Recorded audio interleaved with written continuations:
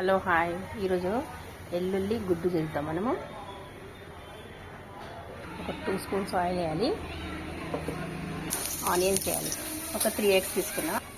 ఇది ఎల్లుల్లి కారము, ఎల్లుల్లిపాయలు, ఉప్పు, కారం, పసుపు ఇట్లా మంచిగా పేస్ట్ చేసుకోవాలి. దీంట్లో పసుపు వేసుకొని ఇప్పుడు ఈ కారం ఉంది కదా, ఒక 2 స్పూన్స్ కారం వేయాలి.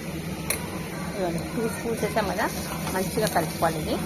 ఇదిగోండి ఇట్లా మంచిగా కలుపుకున్నాం కదా, దీంట్లో ఇంకా గుడ్లు వేసేసాలి. ఇదిగోండి ఇట్లా గుడ్లు వేసేసేయాలి.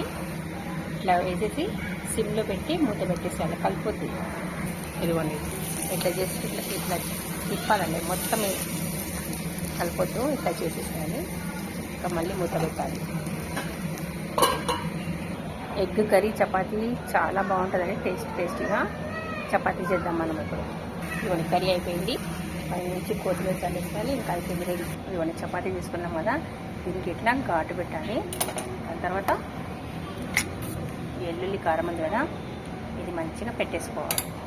ఇదిగోండి ఇట్లా పెట్టుకున్నాం కదా, దీనికి ఇట్లా మనం మంచిగా ఫోల్డ్ చేసుకోవాలండి.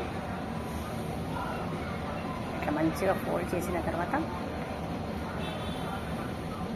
ఇట్లా చేసుకోవాలి. మనకు ఫీవర్ వచ్చినా, జలుబు చేసినా ఇలా చపాతీ తింటే అన్నీ మాయమైపోతాయి. ఇదిగోండి ఇట్లా చపాతీ చేసి ఇంకా కాల్చేసేయాలి.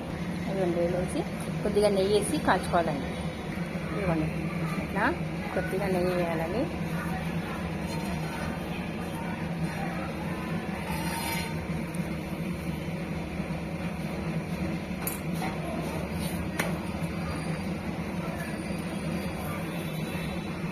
చపాతీ రెడీ అయిపోయింది. చూడండి ఎగ్, ఎల్లుల్లిపాయ కారం చపాతీ. ఇది మసాలా చపాతీ. టేస్ట్ చేయండి, చాలా బాగుంటుంది. Bye bye.